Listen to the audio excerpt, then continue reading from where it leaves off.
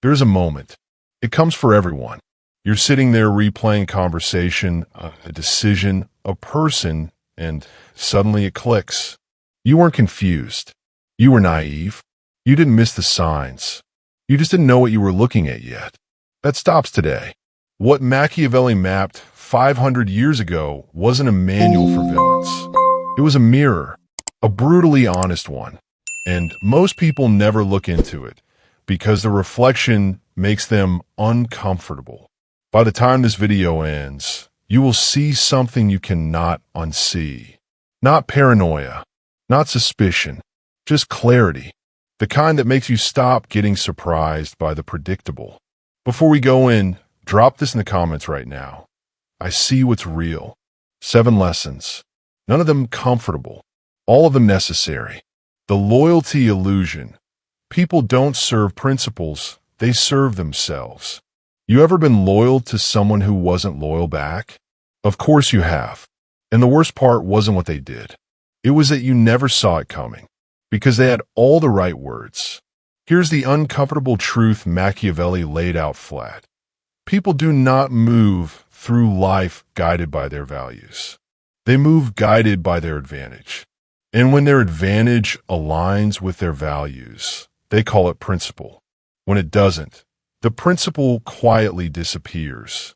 You've heard it before. I would have been there, but the timing wasn't right. I care about you. I've just been going through something. The language of loyalty stays. The behavior? Gone.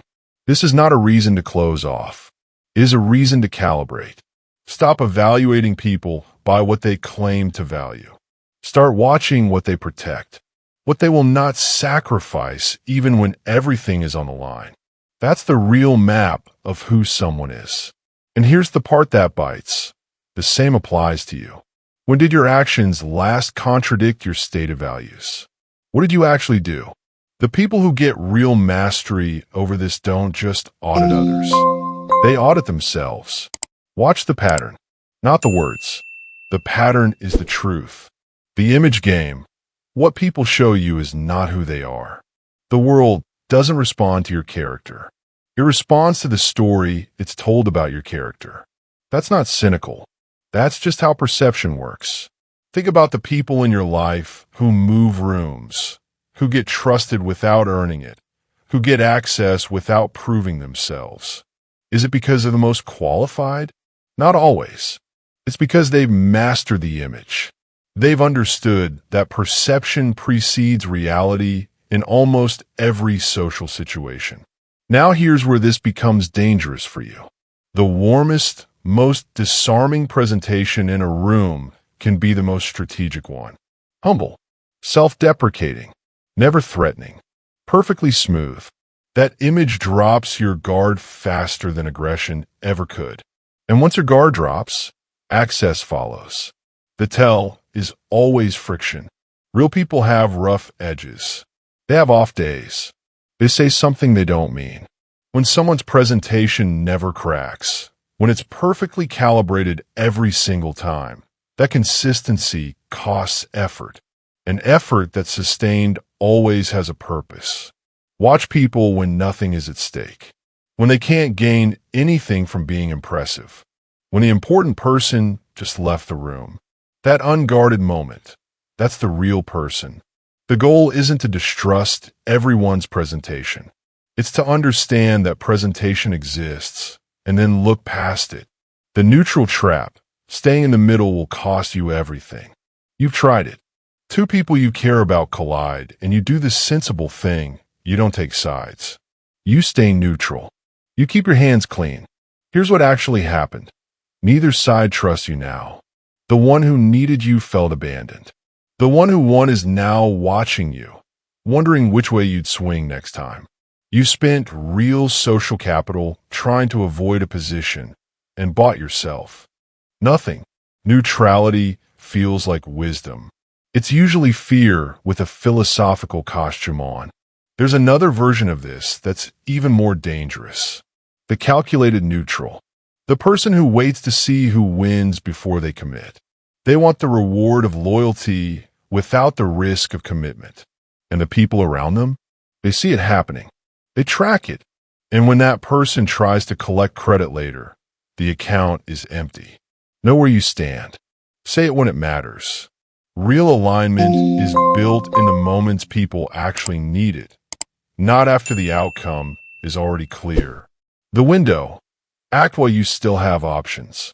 Every critical situation in your life has a window, a period where the move is available, the cost is manageable, and you still have the power to shape the outcome. Most people don't move in that window. They wait. They tell themselves they need more information, more certainty, a better moment. And by the time they finally move, the window is gone. Now, they're not making a decision. They're managing a crisis that could have been avoided months ago at a fraction of the cost.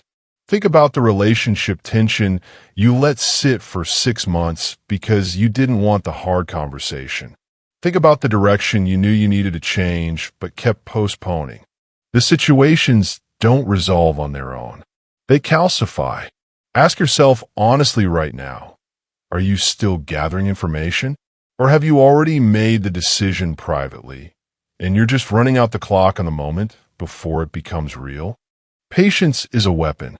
Avoidance is a tax. Learn to know the difference.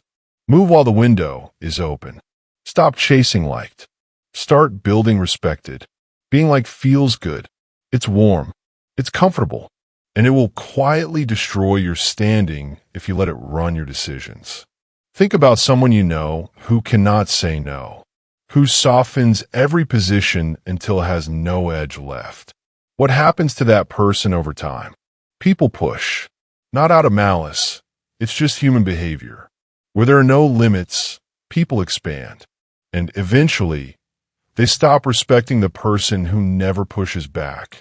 They might enjoy the access, but respect, real respect, disappears. Respect comes from a different architecture entirely.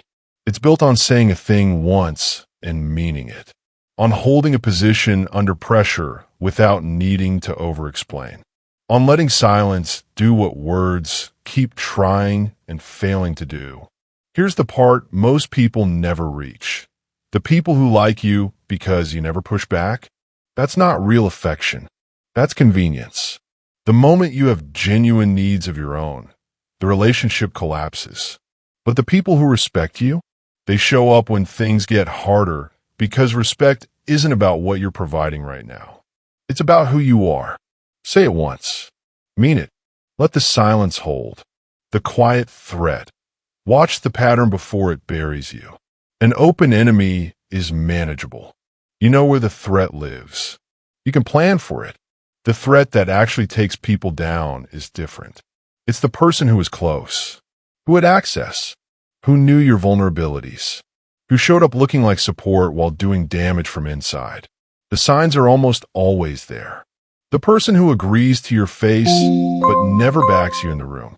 The one whose help somehow always benefits them just slightly more than you. The one you would go to war for, but when you needed backup, there was always a reason they couldn't come. The distinction that changes everything. An incident has an explanation. A pattern is information. When you line up the incidents and they all point in the same direction, that is not paranoia. That is honesty. There's also a slower version of this. The friend who started to drift, not out of malice, but because your growth started to cast a shadow on their stillness. They haven't decided against you consciously, but their interests have quietly moved, and pretending otherwise is costing you both. The most expensive thing you can do is stay loyal to a version of someone that no longer exists. Watch them win. Power doesn't change people. It reveals them. We tell ourselves power corrupts people, that someone was good, and then they got money, status, leverage, and it turned them into something darker.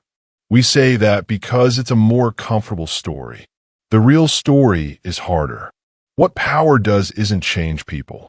It removes the conditions that were keeping certain parts of them out of sight. The cruelty was always there. The pettiness was always there. The entitlement was always there. It just had no room to breathe when they needed something from you. This is why you learn almost nothing about someone by watching how they act when they're struggling.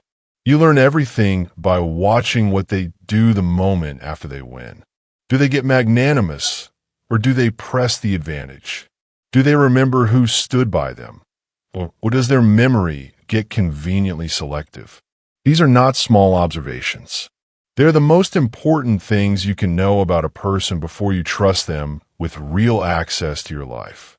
And here is where this turns inward. When you get more money, more options, more freedom, more of what you've been working toward. Watch yourself.